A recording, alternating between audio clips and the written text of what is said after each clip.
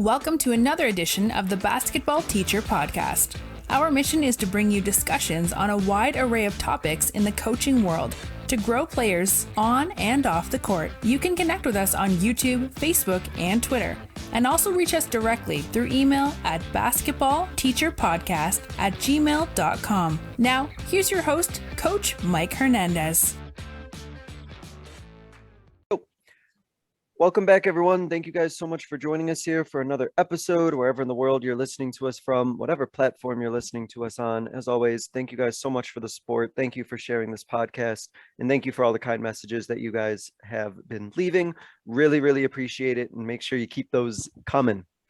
At the very beginning, when I started this podcast a couple of years ago, those of you who are longtime listeners are well aware of this, that I did a 5-part teen mental health series, which I really, really enjoyed. It was a lot of fun talking to a lot of specifically mental health professionals, talking about various topics related to not just sports, but to teen mental health and social emotional related topics, and a lot of really, really in-depth, interesting conversations. And so if you haven't listened to those, go back in the archives and give those a listen, because they're well worth your time. And after that series was done, I wanted to always keep that as something that I had as a focus, that if I could ever have guests who are really passionate about that sort of subject or had a lot of expertise on that subject, that I would want to talk to them about it. And I'm very grateful to have this opportunity today with my guest. We're going to talk about integrating social emotional teaching into coaching and kind of bridging the social emotional aspect of what it's like working with teenagers and young adults, with how to weave that into the coaching that we do and just make ourselves better coaches that do more than just X's and O's on the basketball court. So this is going to be great. This is a topic I'm really passionate about and really excited to have my guest on here with me. My guest today is a licensed master social worker, as well as the head boys varsity basketball coach at Millbrook School. I'm very happy to be joined by Coach Billy Thom. Coach, thank you so much for joining us. How are you? Mike, I'm doing well. Thanks for having me.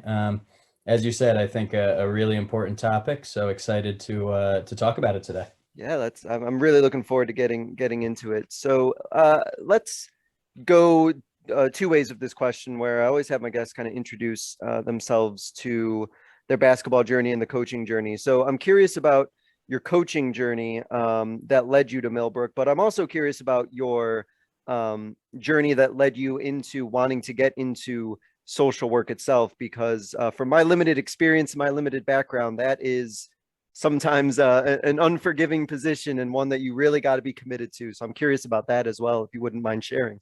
Sure. And I think it'll dovetail as those two worlds dovetail as I get towards my time at Millbrook.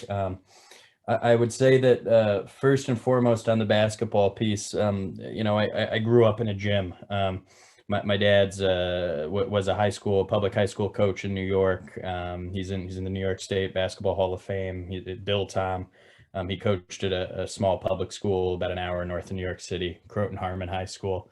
And so from as early as I can remember, I was at practices and hanging out in a gym and shooting around. And I think just the ability to grow up in that space and to be able to see like the importance of team really early on was something that propelled me to, I started coaching, rec and CYO basketball when I was an 8th grader, 9th grader, coaching 3rd grade, 2nd grade. And it was just something that became a real passion.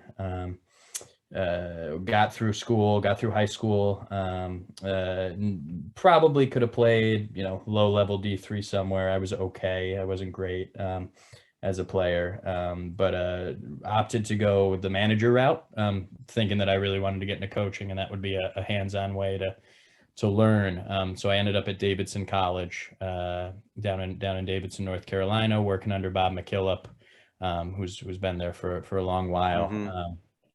And so I was a manager for 2 years. Then I was a student assistant for 2 years. And then after graduation, undergrad graduation, I stayed on staff for 2 more years as director of operations, kind of the lowest assistant on the totem pole.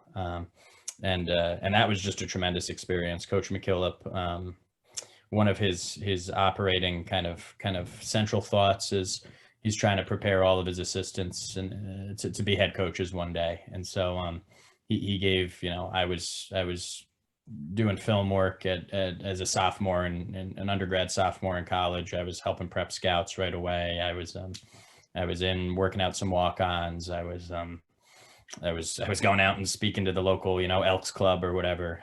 So it really gave me a 6 years of kind of high level basketball education, because Sure. coach is one of the best at offensive stuff and X's and O's, and really getting guys open looks and kind of free flowing motion offense. But it also gave me a really deep look at like how to run a program, caring about academics, caring about citizens, caring about team. I'd say that coaches' ability to build a program around values was like one of the first introductions I had at a level bigger than just like my dad in a local public school, right? Yeah. Where I was kind of understanding, maybe subconsciously, the importance of kind of the mental approach, the emotional approach. And so that was a wonderful 6 years.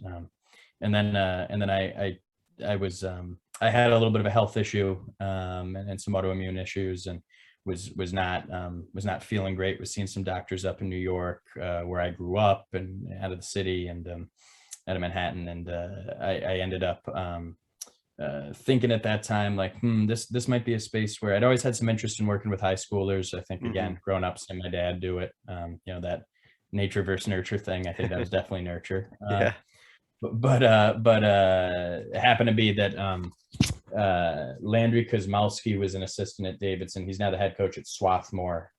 They've had some tremendous seasons the last few years, kind of number one in the country, D3 at one point. He was an assistant at Davidson while I was there as an assistant. And he had a friend who also went to Davidson, who worked at Millbrook. And so they needed a Spanish teacher, and they needed a basketball coach. And I was a Spanish major at Davidson, and it was 45 minutes from where I grew up. And so it felt like a really kind of natural shift. And so I started 9 years ago at Millbrook. My wife started the same year. We weren't married then. We didn't know each other. But that we're a little bit rural. We're like an hour and 45 north of New York City. It's a little rural. So as a young 20-something-year-old single guy, I don't know if I was thinking I'd be staying here for 9 years. But then we met, and she works at the school too. She's an academic dean and a French teacher, and so we've stayed kind of here since. But I've done a lot of different things at Millbrook, and this is where I think the move to the social worker. So I was teaching Spanish. I was interim athletic director for a year. I did some admissions work. Helped a little, ran our language department for a couple of years. But we have it at a lot of day schools, a lot of independent schools have an advisory program. And at boarding school, Millbrook's a boarding school. So we have about 90% of our students, we have 330 students, 90 of them live on campus. International students, kids from the West Coast, kids from Chicago, Colorado, and then a lot of Northeastern kids, obviously. And at boarding school, the advising program is pretty intimate, right? You're living with these kids. They see you in sweats on a brunch line on Sunday. You might be the first person in the room when they learn, a grandparent dies or something like that. And I just felt like the more I was working with young people, the more that kind of things were getting more complicated, and the less kind of skillful I was at managing some of those situations and helping some of my advisees. And so I ended up going to a program, a professional development program over the summer called the Stanley King Institute. And there's one in Boston and then one out in Fountain Valley School in Colorado Springs. And I was out in Colorado for just a really wonderful week. It's run by a bunch of folks with ties to independent schools, but also to Harvard mental health, Harvard behavioral health. And so really the goal of that is to teach people how to be better listeners, right? How to be more active listeners. But as I was kind of falling in love with the work we were doing out there, and a couple of the faculty out there pushed me towards getting a master's in social work. Hmm. And so I got the MSW a few years ago from Simmons University in Boston. Was still working full time, did the online ad piece, did my clinical hours at a what they call a partial hospitalization program. So essentially kids who are either trying to avoid inpatient hospitalization or stepping down from inpatient hospitalization. And those are mostly kids working through suicidal ideation, some homicidal ideation, and things related to that, right? Anxiety, depression, some mood disorders. And so a very different kind of population than I saw at Millbrook, but a really wonderful clinical experience. And then stepped back from that MSW, got my license in New York, and stepped into the counseling office here at Millbrook. So we all at boarding school do a few different roles as adults, but I'm now currently boys varsity basketball head coach, as you had said. I'm an assistant director of counseling, so I see students individually, kind of for support sessions, drop-ins. I see some kids regularly, see some kids in groups. And then I'm also the director of affective education here at Millbrook. And so that's a role we built last year, thinking really about how can we be more preventative and prophylactic around emotional health, around behavioral health, around mental health here on campus. And so I work with kind of all facets of our school. I help our Dean of Students and our Student Life Office. I work pretty closely with admissions, trying to see if prospective students can be supported here on campus if they come to live on campus. I work with our teachers and our coaches in trying to integrate kind of social emotional learning, well-being into what they do in their content areas. And so it's a really fun job because I get to do a lot of different things each day. No day looks the same. But that's where I am now. I've also just started seeing some private clients, doing a little bit of private practice work as well, just to try that on and broaden my own clinical background as well. So you put on a bunch of different hats depending on what the situation calls for. Absolutely. And I think that's something, the boarding school model is kind of a triple threat model, right? Most of my colleagues teach, coach, and then do something residentially, right? Dorm duty or some kind of proctoring or something like that. I think that the only difference in kind of what I do is that there's also this kind of, clinical with a license on the wall hat that I also put on. So, yeah. That's never, I was going to say, never the same day twice, and also never a dull moment either. There's always this, so keeping yourself busy, that's for sure. I know we're going to spend most of our time talking about the social emotional aspect of things. And so I did want to touch on you coaching basketball just from an X's and O's perspective, because I know we're not going to talk too much about that. And I wanted to get your thoughts and your ideas about what you like to run. What is your preferred brand of basketball? What do you like to do on the court? Yeah. Very broad, general sense of that question. Yeah. The quick stump speech, right? We get to recruit. So it's the quick opening recruiting call stump speech here. I think first and foremost, as a school, Millbrook's never going to fire me for losing games. They obviously want to win, but the thing that they really care about is bringing kids in who are going to be good fits in the classroom and the community, right? Living on campus is a different thing. And so we got to find the right fit there. And when I say fit, I really mean kids who want to be part of a community, right? Who want to live in a little bit different space. And then they care about development, right? And as we are a prep school, right? We're preparing kids for college. So placement also is really important, right? College placement. And so trying to backward design from those goals. If I was coaching college right now, we might do some things a little differently, X's and O's wise, but backward design from kind of those goals leads to us really thinking about skill development every day, right?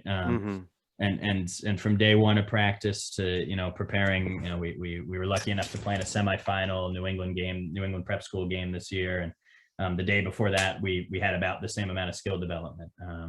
I think positioning that skill development within the context of our systems is really important, because we have smart kids, and so we want them to be able to use their skills and their IQ in a game like context. So what does that look like for us? I mean, if you came to a practice, Mike, it would be, you'd hear me say the word attack a lot.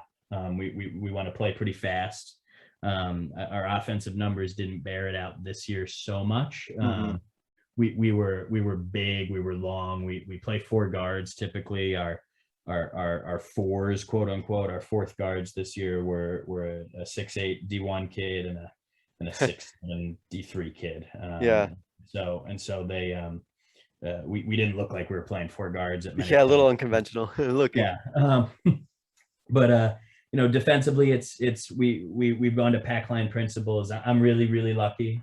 We have 2 assistants who are also educators on campus.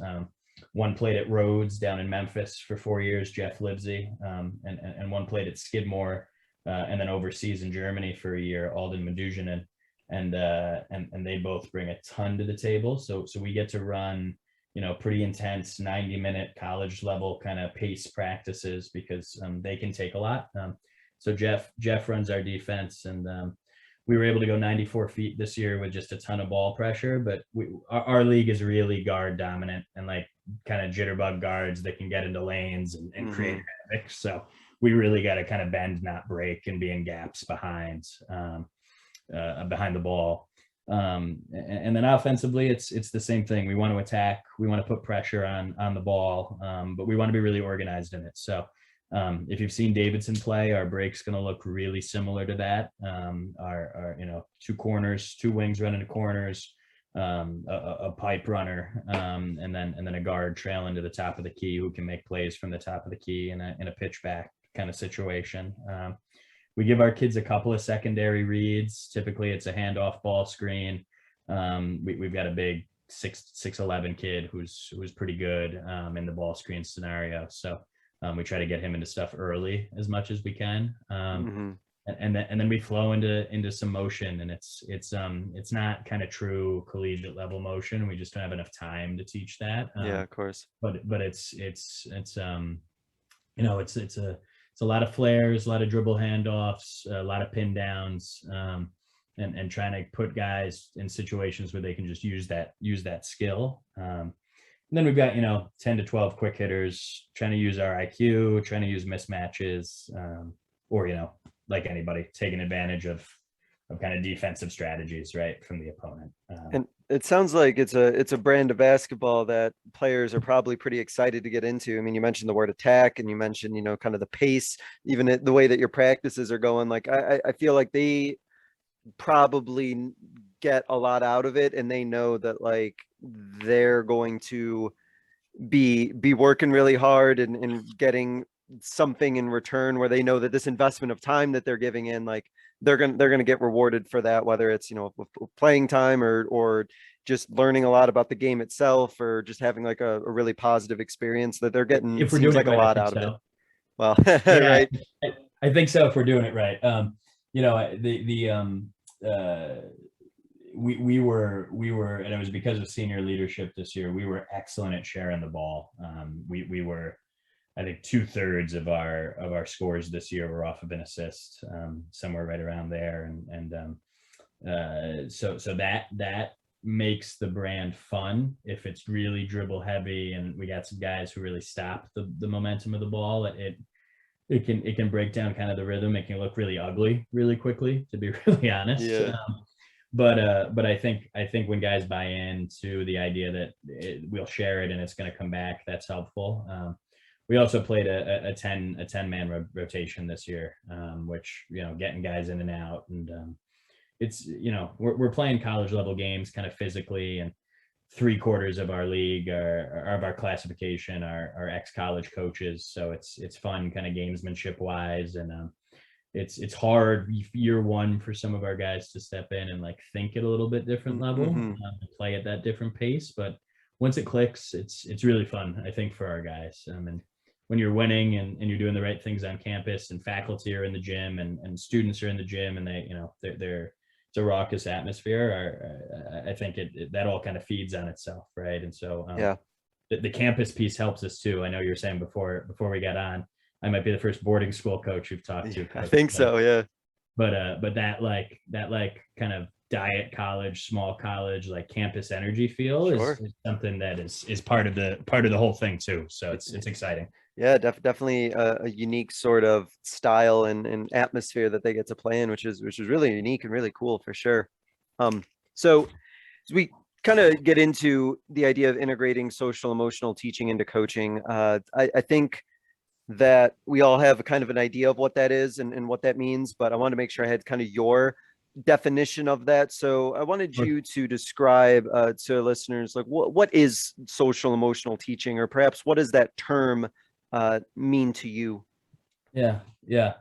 The I think to preface the idea, some of the things I think we'll talk about today, Coach, is they've got to fit the environment that you're working in, right? I think, like so many things, right? I've listened to a few podcasts prepping for this, and some really good topics, and a lot of the guys that have been on and folks who have been on have talked about kind of authenticity to their environment, right? Yep. And so Yeah. I think that's really important as a preface. I'm going to give some broad definitions today, and I'll talk about some specific things we do. But there's, I think a lot of us are practicing this already. It's just how intentional, what's the intentionality that we're designing practice plans, program plans, where does that fall, and how intentional are we thinking about it? So when I think about social emotional learning, I think about it as really an approach to thinking about education in a way that values, I'd say, teaching students, how to notice and understand their emotions, how to really kind of feel those emotions in an authentic way, and then manage those emotions, right? So that they can be, good citizens, productive teammates, empathetic, caring members of kind of their own little worlds, whether that's, math class or the theater ensemble or the basketball team, their families, and then kind of beyond that, right? Like, what does that look like in a more kind of broad interpersonal way? And so I think that's important to think about, right? Kind of where does that child position themselves in orientation to the rest of their world, and can they work on the emotional piece as they understand their own bodies and kind of where they're positioned? And so I think about kind of my role on campus here. We're not a religiously affiliated school. We do have a chaplain on campus who does more just kind of like spiritual work, right? In the broad sense with students. But I kind of think of myself, like, in some ways, as like a secular minister, right? Like I'm trying to like help folks understand like emotion, their patience, coping skills, kind of their spirit, or however you want to call that, right? And then trying to help our colleagues model and like create space for all of that like messiness, right? Because we had Parents Weekend a couple weekends ago, and I had a little spiel I gave to the parents, and I started just talking about how messy kind of adolescence is, and I went through the day of kind of challenges the Friday before that I had seen students about, and the broadness of that, right? From dumped by my partner, by my boyfriend, to my grandmother's sick and I don't know how to deal about that, to my roommate won't turn off his alarm in the morning, to I have a math test and I'm really worried about it, to Mr. Thom, I think I might have an eating disorder, to, right? Like that. And those are just the ones that of that happened that day. Right. So that's just such a broad range, right? And so I think when we think about social emotional learning, like we're thinking about all of those things, and how can we model and educate students to notice and be okay, and then cope through all of those things, right? And so I'd say that's, I think one of the interesting challenges that goes with that, as you kind of just finished your last part, is that requires a lot of introspective and a lot of self-reflection on us as the teachers and us as the coaches, if we wanted to kind of bring that into our coaching and into our coaching practices. It does require us to do a lot of that sort of journey ourselves in order to be authentic and bring that to our players. I think so. I am a way better teacher and coach now after getting my MSW, because the whole first semester of that program was me having to do that introspective work, right, and really manage some things on my own. Gosh, I would love if every educational institution in the country could, make therapy free for educators, right? I think that's like check-ins and introspection is really important. But again, like I think sometimes people can think of this in a really mystifying way, Mike, right? Like there are all these big things, and like I think most of us at our core who care about kids and are working to help kids, like we do these things in ways, right? Like we all do these things. I think basketball, right? I mentioned math class, the dorms on our campus, like those are just microcosms of what life is for us and for the kids we work with. And so I think when we're teaching in those spaces, right, we're really just modeling life, and emotions are part of life. So I think introspection's key, and I think kind of self-feedback and self-evaluation's key. But I also think that it's simpler than maybe we make it sound when we're talking about it on a podcast like this, right? Yeah, I agree. I think there's a lot of just good practices that we probably already are naturally doing, or just things that we're modeling, or things that our players like know are important to us. I'm thinking maybe it's the idea also of maybe making it more intentional and more deliberate with the language that we use. And maybe I know probably as a coach, I sometimes have social emotional elements that I believe I incorporate into my coaching, but maybe I don't explicitly like talk about or say, or maybe use like the certain words that maybe make it more deliberate or purposeful, if that makes sense. And I know that could probably be something, just thinking on my own reflection, that I've done kind of leading up to this episode, that just using that intentional like language or certain aspects of that might really kind of drive the point home to my players. Yeah, I think so, right? I think if we get our butts kicked on the glass, the next day we're going to talk a lot about rebounding, right? We're going to name that, and we're going to probably be a better rebounding team in our next game. And I think like that intentionality that you're talking about, right, is important, right? So I think we'll get into a little bit later some of the things we're trying to do, right?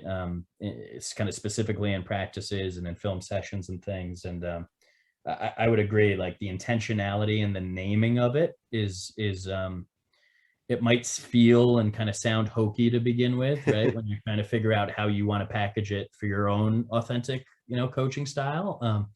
But I think that at least for our guys this year, especially, last season, 2 seasons ago was a little bit hard because COVID interruptions, and and we introduced some things, but not really where we wanted to be. But this year especially, like a really diverse group of guys that we have all bought into it in different ways, as maybe other than the other one kid who, just maturity level at points, he couldn't quite get to the same place that some of the other guys were. But the buy-in was surprising. The quickness of the buy-in was surprising to me. I think we were talking a little bit about COVID before, and kind of how that's escalated things. Yeah, definitely. In the mental health world. And I think our young people are really, really thirsting for chances to talk about this stuff, and like in safe spaces. And I don't love that phrase, safe spaces, but I think spaces where they don't feel like they'll be judged. And like, if you can build that in a basketball team, I think it's also going to make you a better basketball team, right? You're going to be more productive. You're going to have chances to bind together in competitive moments. And at least that's been our experience this year.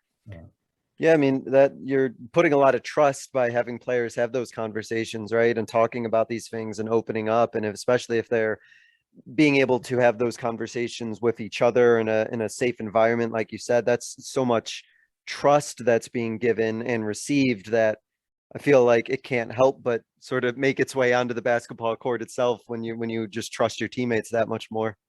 Yeah. Yeah. Yeah. And again, like, I mean, we can get to some of the nitty gritty and, at some point in the conversation, but simple things. We're not talking about, we're not talking about, I think if anyone professes they have the answer, they're full of it.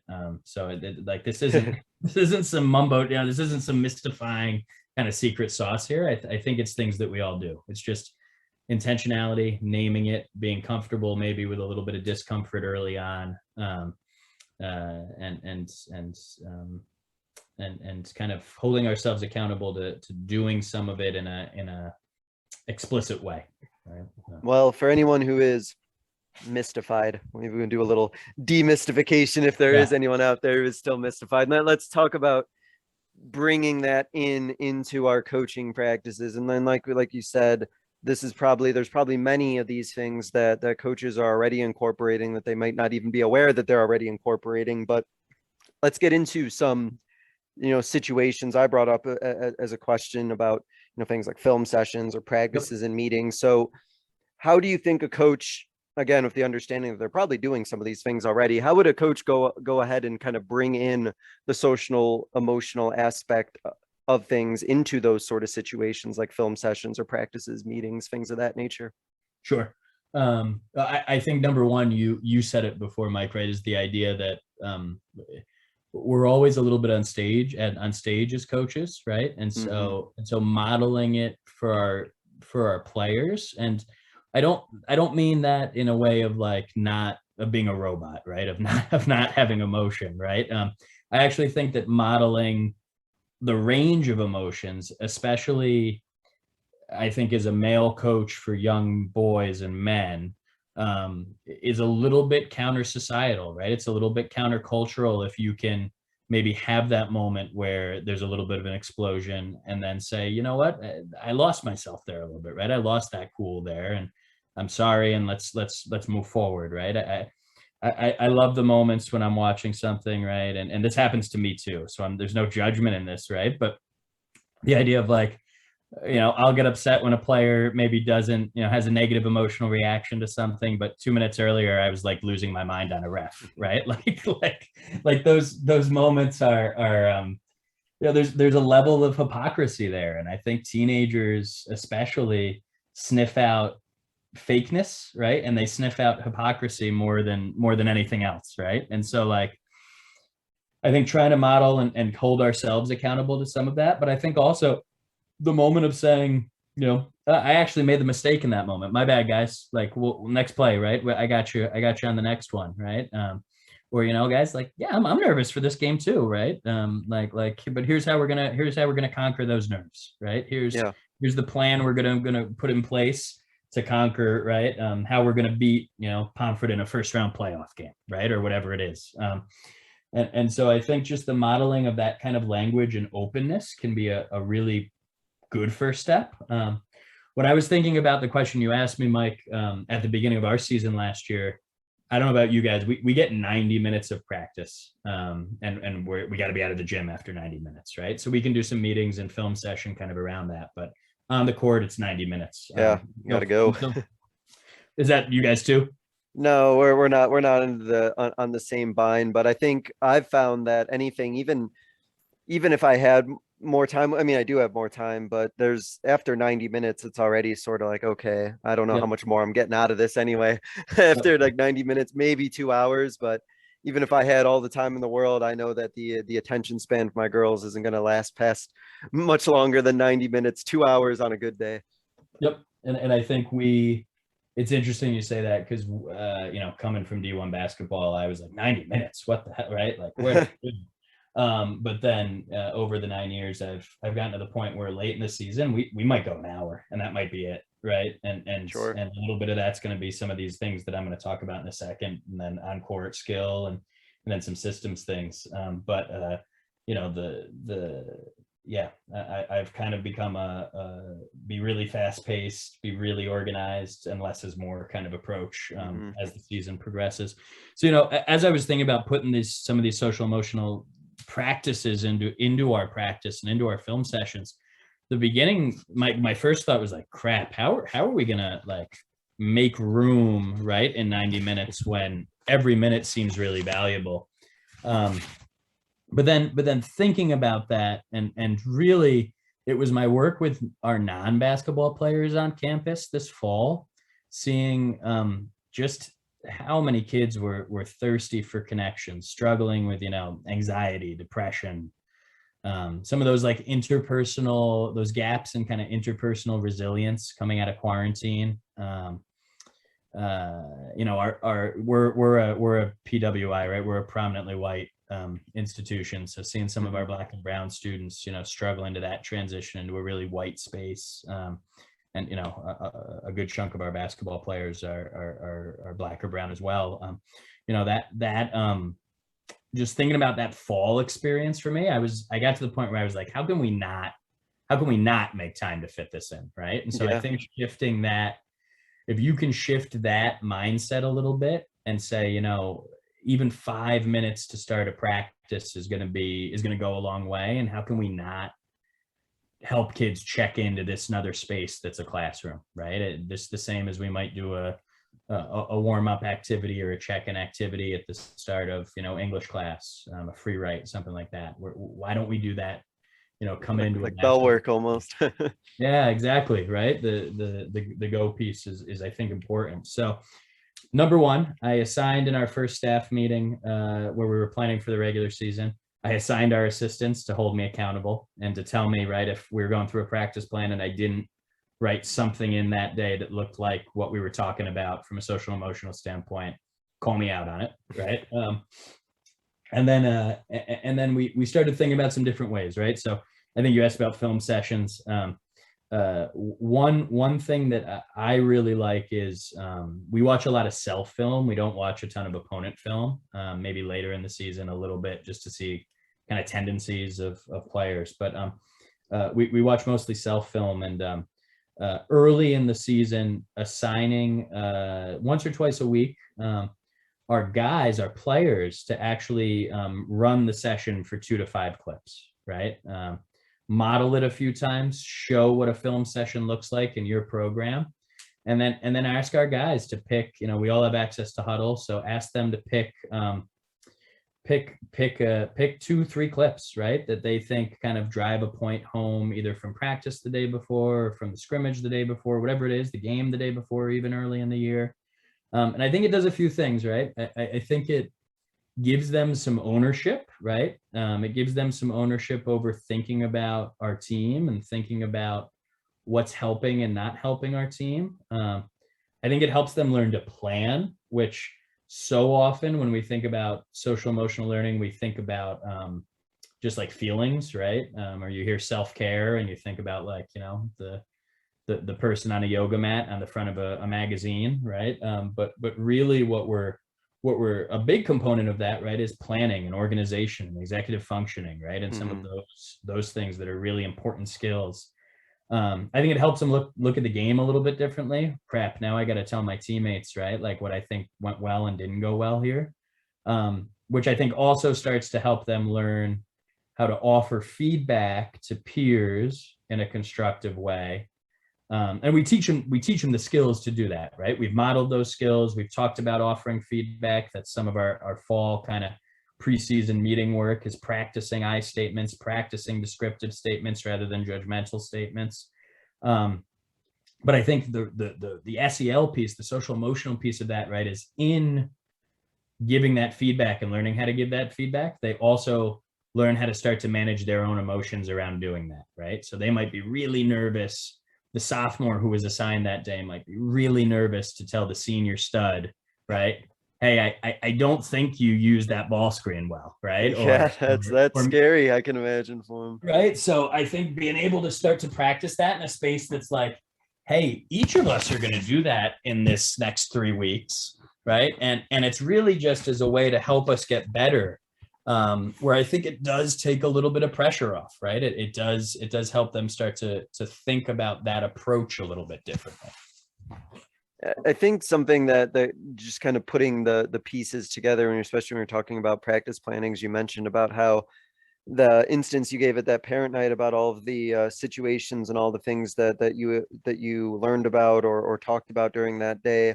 And I was thinking about players going into practice after a school day, and our players have to be, in some cases, going through those exact same things and have those exact same things weighing on their mind, or that they're thinking about, or that they're going through. And that just by having that conversation is probably can help just get their mind ready to do the other 85 minutes of practice, or however long that may be, versus trying to shove it down or swallow it down and get through a practice when their mind isn't, completely right. It's Mike, it's like you're reading my mind. I mean, I think that's so a perfect lead into kind of when we're thinking about practice and team meetings. The check-in, right, and the modeling of mindfulness to me is hyper important, right? So if I shared a practice plan with you right now from the season, I think we could pick almost any day. And the first 5 to 8 minutes of practice would be something we just call active listening. We're going to start each day with active listening. And I'm going to offer us a prompt. We're going to partner with somebody different every day. Sometimes the managers jump in. We're lucky enough to have some really, kick-ass student managers, and they might jump in a day. Our coaches talk with players, right? So we're mixing who's in the part of the program. And I'm offering a prompt, right? And so it might be an emotional prompt, right? What I don't know, something real therapy, I don't know, what animal is how it connects to the emotions you're feeling today, right? Something like that. Or might be a follow-up to an all-school event, right? A question about the MLK Day,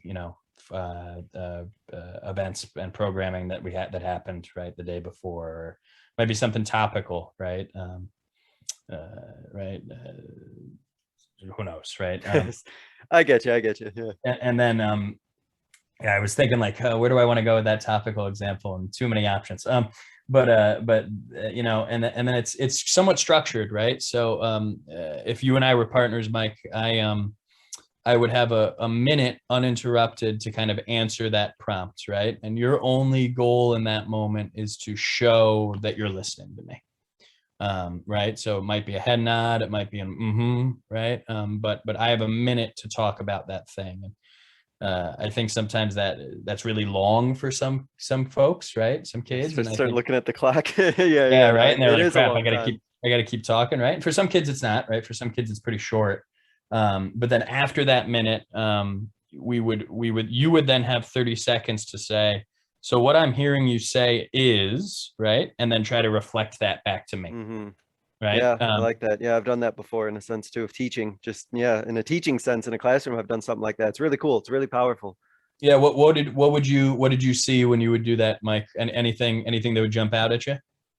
I think it's interesting to when you have kids kind of try to restate what that is. It's always interesting when I have those conversations. I would do it with shoulder partners, that just by hearing around the room, if I have 15 different pairs having that conversation, how you don't get the same answer. You get so many different things that people pick up on, that they identify with on somebody's answer, that in a way, I wish I had a good example off the top of my head, but I can think of one where there was a student of mine who was relaying what they thought that they heard someone said, and what it is that they heard, like in a way, like matched what their personality was. Like, yeah, that is something that you would have picked up on that they said. And another person, it's like, yeah, you would have picked up on that. And it just was really interesting to see the things that like stood out to them, or the things that they like remembered right away from what they said, or what they identified with when that person had a minute to speak.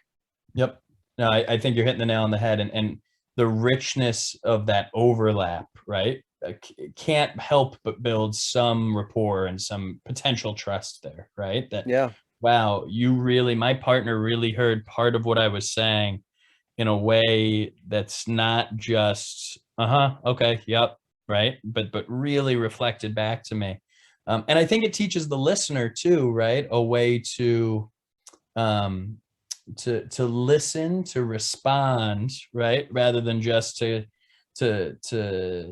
listen to really take in what's coming at them, right? Rather than just listen to give the next answer, right? Yeah. Listen to respond. And so I think a lot, right? It's the idea of like, are you like listening or just like waiting to talk, sort of thing? Exactly. Yeah. Right. And I think, gosh, adults do it enough, but Yeah. teenagers too, right? Like I just want to get my next thought out. And so I think if we apply that, like, all right, if there's anyone out there kind of skeptically listening, right? Like, all right, but we also got to work on, our shell.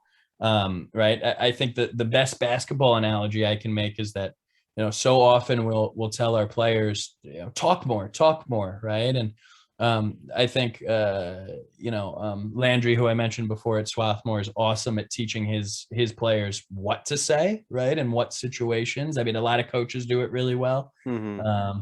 But I think one thing that I picked up from Landry and some other folks too, but Landry really on the top of mind, it is also teaching our guys to listen, right? And so it's great if our point guard is yelling, ball screen left or whatever the coverage is, right? Red left or something like that. We use colors, but gosh, if nobody's listening, right, then it doesn't matter. And so I think there is some kind of competitive advantage there as well. Not only kind of the overlap and rapport between teammates, but Yeah. you're starting to pick up things in a little bit different way audibly, right? Yeah, no, it's the idea of like, it's great if we're talking and communicating, but if nobody's doing anything with that information, well, you're kind of missing a huge piece of it, right? Absolutely. Yeah. Absolutely. There are, as we kind of mentioned about, there are definitely some challenges or some struggles that our players are going through, or just teenagers go through in general with their development, that I think as coaches, we, as you mentioned, we probably should give ourselves more credit for the things that we know about this topic, and maybe our awareness on certain, social, emotional aspects in teen mental health. But are there some challenges or struggles that you kind of see just for your line of work, Yeah. whether it's players or just teenagers in general going through, that you think, not that coaches maybe won't be aware of, but just maybe should just have on their radar, or should just, kind of be mindful of in general?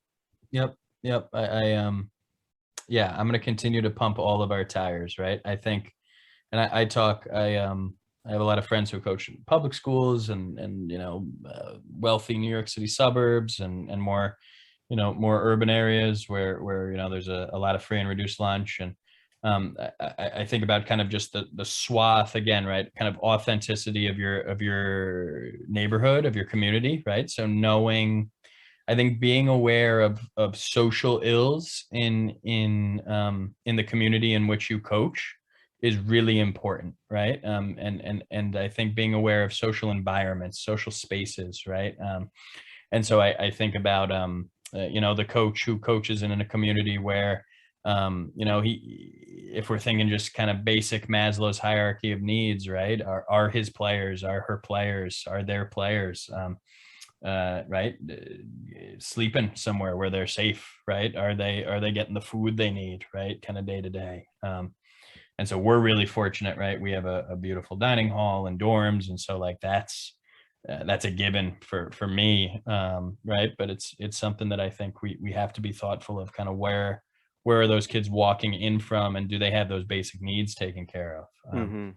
And then I think broadening out from there, coming out of quarantine, I actually love some of the work kind of in the counseling side of things I do here with our other athletes, right, with our non-basketball players, because I think it makes me a better basketball coach too. And the two themes I'd say I've seen a lot of, and I was on a American Society of for Social Workers in Sports, right, American Social Workers in Sports group, and I was hearing some of these things echoed from folks who work kind of at the college level and at the high school level, with athletes.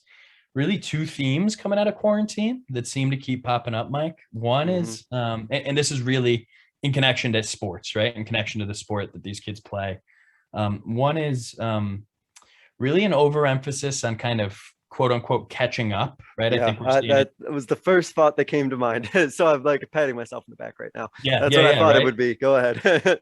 And like we're seeing it in the classroom too, right? Like my kid missed on algebra, right? And so how are they going to catch up on algebra or whatever it is?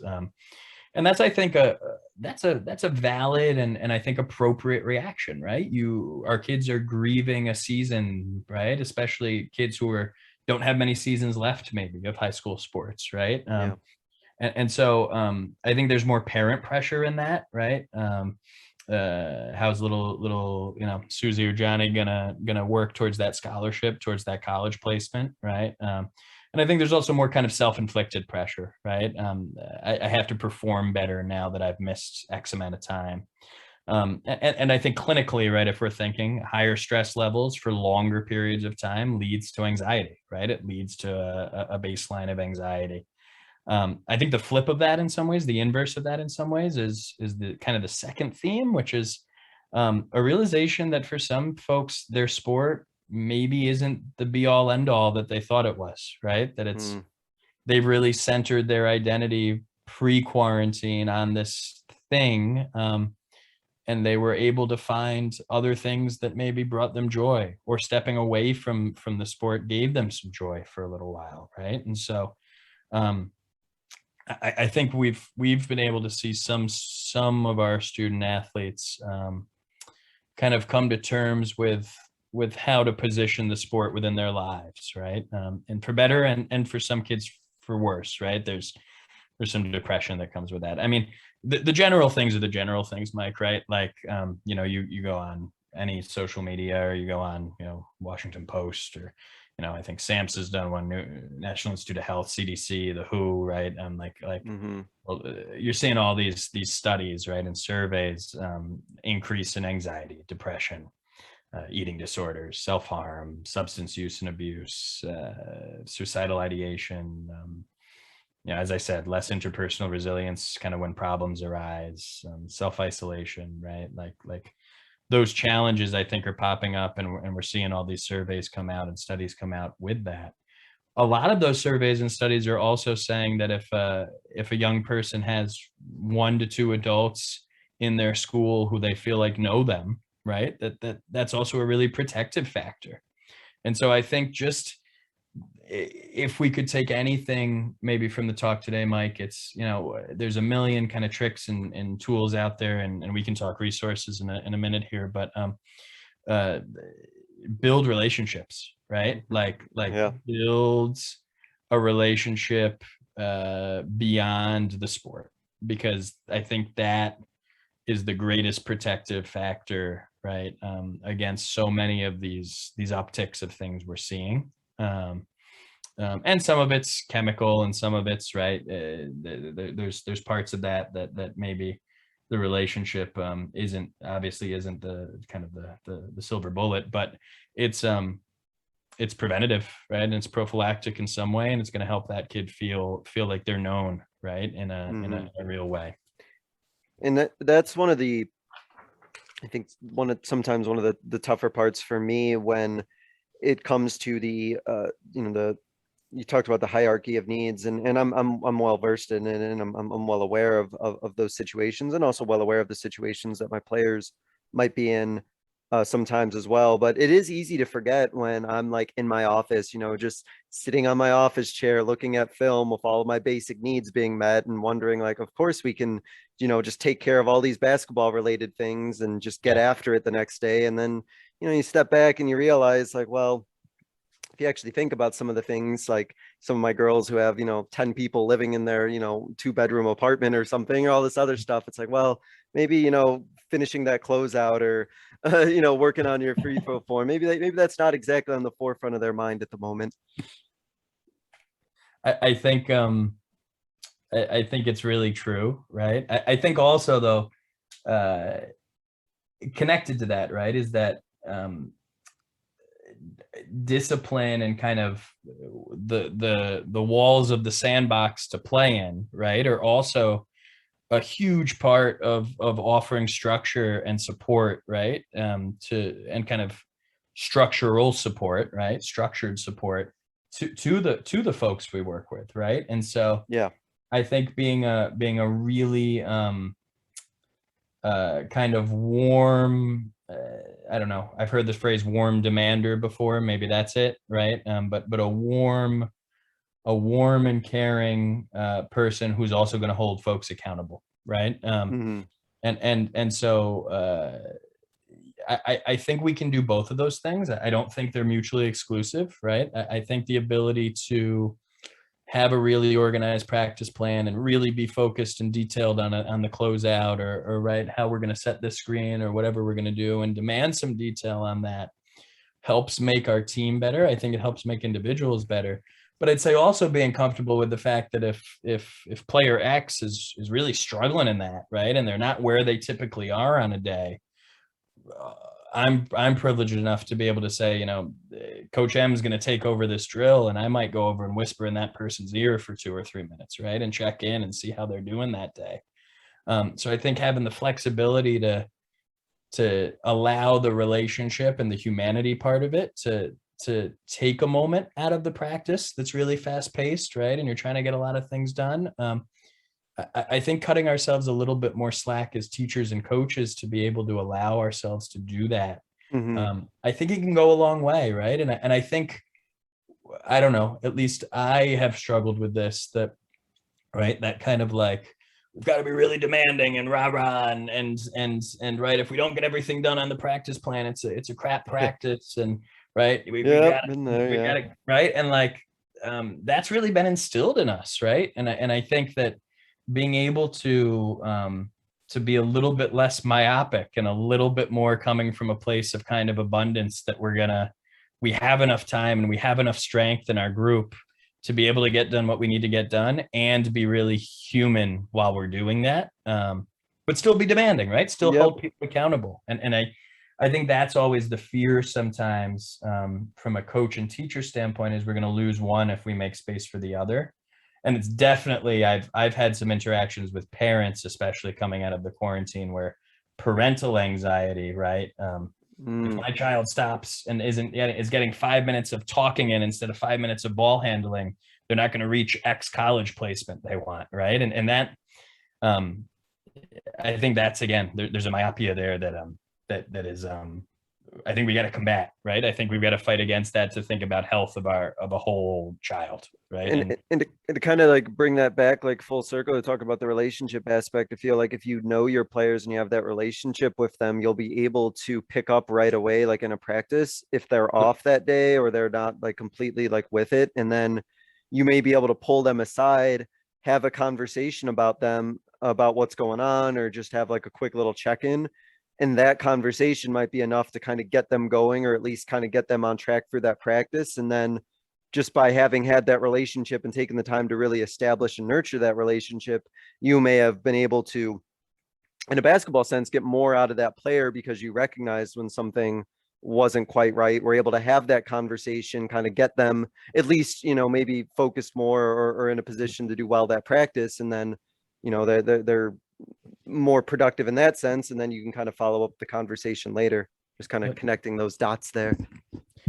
That's exactly been my experience. And I would say again, Mike, right, like I'm sure most of the coaches listening, they've had that experience, right? It's things that we do, but I think it's, if we can be more conscious and cognizant and mindful of it in the moment, we're going to be a little bit better in that quick check-in, right? We're going to be a little bit more open in that quick check-in. We're going to be able to show we care in that check-in just 1% more, right? And that might be the difference in that kid's day, because if that kid's having a tough day, that probably means, right, that they got into it with a teacher, or they got in with it with a peer, or they got in with it with a boyfriend or a friend or a girlfriend, right? Like, and so like there's this idea, right, of kind of good enough parenting early on in childhood education and childhood development. And like, I think they're also, we need to be kind of comfortable with the idea of like, right, in that moment, there has to be a little bit of good enough coaching, right? Like we have to just, that 1% more might be the thing that moves the needle for that kid that day.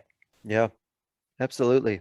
Before we hit our concluding segment, I did want to make sure I gave you the opportunity to talk about ways that as coaches we can get further educated, or kind of build on our proficiency in just our understanding of social emotional wellness. I know that, again, a lot of us as coaches probably have more awareness and more knowledge of this topic than we give ourselves credit for, but how can we sort of improve our own efficiency and, work to be the best teachers and role models that we can on this topic?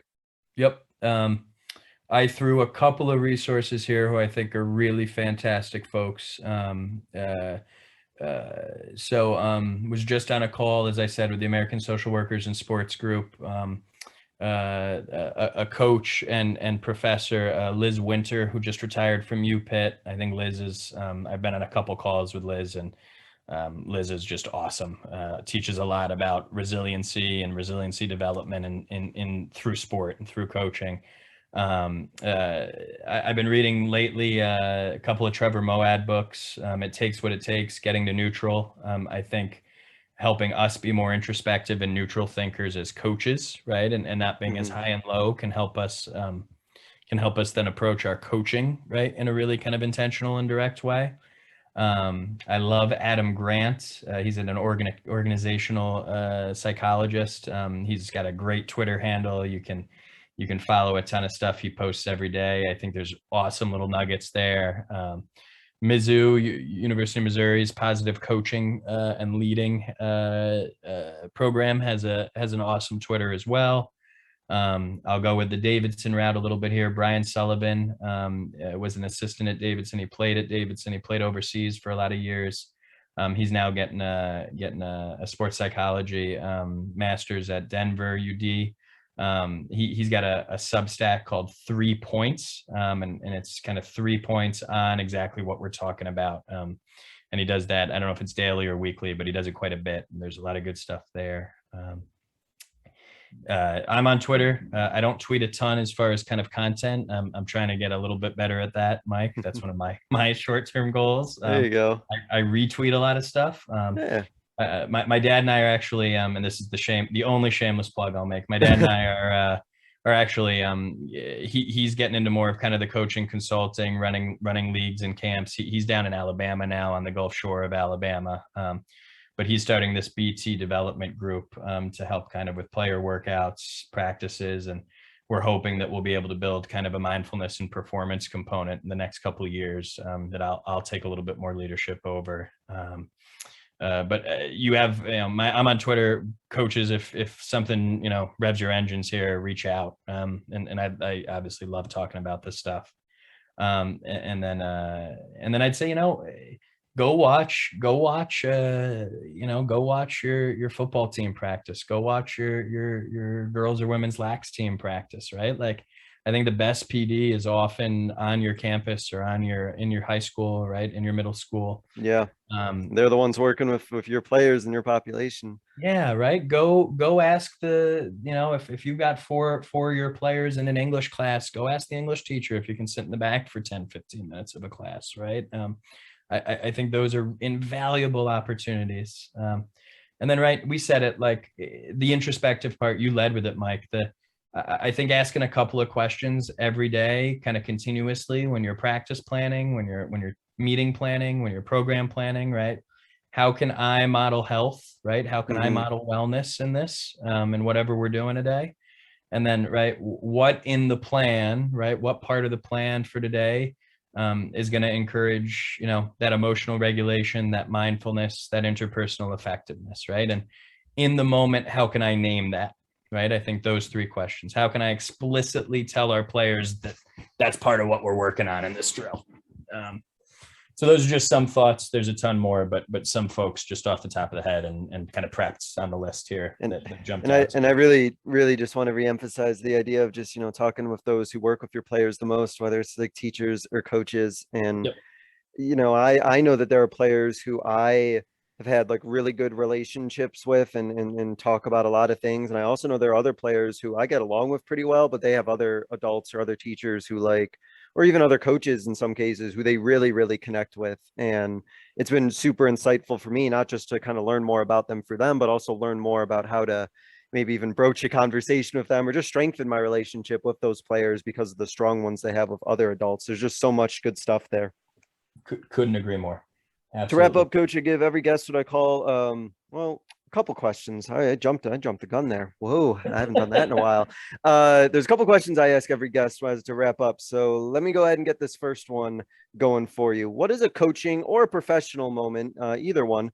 What is a coaching or professional moment of yours that you think others can learn from? Yeah. This was hard, Mike, when you gave me this. People struggle sometimes with this one. A lot of ideas come to mind. Yeah, I'm going to go with one. I was a second year head coach here at Millbrook. we weren't very good. We were not good at all my first year, but kids worked their tails off and really kind of jump started, I think, some cultural things that we got going a couple years later. And then the next year we had the player of the year in the knapsack, Will Raymond. He ended up going to Colgate, broke all kinds of kind of freshman scoring records there, had a great career there. He's making a bunch of money overseas now. And so we had a really talented individual player, and then like some good high school basketball players around him, right? But we were losing games early. We were at a place kind of in our program's history where we just didn't think we could really win. We didn't think we could beat other schools, right? Oh, we're playing that school today, right? And I was really kind of banging my head against the wall. I couldn't get our guys to understand, to do some of the things that felt so simple to me as like winning plays, right? Winning things to do. And so I went into our AD's office, Ed Allen, and Ed unfortunately kind of tragically passed away a few years ago in a car crash. So we honor Ed a lot on campus. We love Ed. And I sat down with Ed and I was telling him this, and now I'm like 4, so pretty young and pretty kind of spitfirey. And Ed kind of listens to me for a little while, doesn't really say anything, and then I kind of run out of steam, and he looks at me and he goes, "Have you ever told them why you want them to do the things you want them to do?" And I kind of thought, and I was like, well, not explicitly. I might say why we're guarding a ball screen this way or something like this. He was like, yeah, but that's not really what you're talking about. You're talking about like why it's important to dive on a loose ball, why it's important to pick a teammate up, why, right? Like those sorts of things. And that was like just a real aha moment. Just the importance, especially I think for kids nowadays who have access to so much information, to explain why you're valuing the things you're valuing. So I picked that one. And that was a hard question, Mike. It is. There's so much, and it's I appreciate the sharing that though, because I think some of those things are things we can almost get a little frustrated or a little stressed out about, because we feel like almost in some cases, right, that it's kind of like silly, or like, why do we have to explain this? But I feel as if as coaches, like anything that matters to you or as a coach should be explicitly taught and explained. You shouldn't leave that up to any interpretation. If it matters to you as a coach and it's something that you value for your program, or you just value personally, there's no harm in explaining the why and explaining the purpose behind it, making sure that your players understand it and they buy into it too, right? I think it's vital. All right, to wrap up, I give every guest what I call a 60-second soapbox, but I'll never time you. So if you go longer, it's perfectly okay. It's your platform to get out a final message, a closing thought, a final idea, something that you kind of want to leave the listeners with. And don't worry if you struggle with this too, because sometimes some guests do. So no worries if you're like, oh, this is hard too. But I'm going to go ahead and just give you the floor, and I'm going to let you take it from here. Thanks, Mike. I have two thoughts, I guess, and they're related in some ways, but not really. One's something we didn't get to talk about, and then one is kind of a recap, or a thesis. I think the thing that we didn't get to talk a lot about is youth sports, right? And I'm lucky enough to get to see some youth sports, and my brother's was an official for a while. He's now a GA at Vandy with their hoops program, so we talk about it a lot. I would just, gosh, if any parents are listening to this, right, your son or daughter, your child is not going to be recruited in 3rd through 9th grade, right? And so let your kid play, and when they get off the court or the ice or the field, ask them if they had fun, and stop there, right? Shut your mouth from there for a little bit. And let them kind of just have that experience, and then maybe talk after, but let emotions cool down, ask if they had fun. And I think that's I don't mean to villainize parents there. I think we're all a little bit complicit kind of in the shift of youth sports here in America. But I think that idea of youth sports being such a space where all of the things we talked about today, Mike, can be modeled to and taught to, right? And I think that's that's actually even more the point of that space, right? Of youth Mhm. sports, kind of organized or more just intramural or whatever it is. So that's number one. And I'd say number two is just last couple of years have been challenging for educators. Give yourself some slack, give yourself some love, and realize that you're doing you're changing so many lives, and you're doing so many of the things that are vital, even if you don't have the names or the vocab for it all the time. It's always nice to, give yourself a little bit more credit. There's nothing wrong with being proud of like the things that you do too, right? Absolutely. Awesome. Coach, I want to thank you for spending some time talking about your program, your school, the work you do, the vitally important work that you do, and uh, not just sharing all of the ideas and the thoughts and the resources that you had, but also in a sense affirming for a lot of listeners that many of them, if not all of them, are on the right track and are meaning well and are integrating a lot of these concepts, whether they realize it or not. And I think that in and of itself is reassuring and perhaps even reinvigorating for coaches to know that, they're can hear the things that we're talking about and realize like, oh, like I'm doing that already. And I want my players to be better as people, and I want to develop those great relationships with them. So thank you so much for spending some time, and good luck, not only basketball wise in the future, but also with all the work and all the other initiatives and responsibilities you're taking. I know you're not at a shortage of things to do. So best of luck with everything, Coach. I really appreciate it. Coach, appreciate it. Thanks for running the podcast. You've got a new listener for every episode here. I greatly appreciate it. And thank you for all those who have been listening to all the episodes. And thank you for those who listened to this episode. This was another edition of the Basketball Teacher Podcast. We will see you guys next time. Thank you for listening to another edition of the Basketball Teacher Podcast. Make sure to connect with us on YouTube, Facebook, and Twitter, or reach us directly through email at basketballteacherpodcast@gmail.com. Take care, be safe, and we'll see you next time.